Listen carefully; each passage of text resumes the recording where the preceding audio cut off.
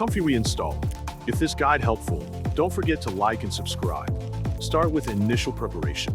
Make sure you have Python version 3.10.x installed. Do not use version 3.11 or any version newer than that. Next, install Git so you can clone the repository. Once you've done that, open a terminal or command prompt. Run the command git clone on the command prompt. Type this link to download the Comfyui repository. After the download is complete, enter the Comfyui folder by running cd Comfyui. Install the required libraries. You can create a virtual environment, optional but recommended, by running Python mvenviv. To activate the virtual environment on Windows, run script like this.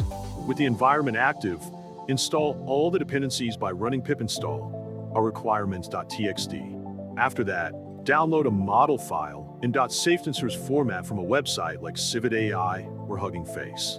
Create a folder called like this and place the downloaded model file into that folder. Finally, to run Comfyui, execute the command python main.py.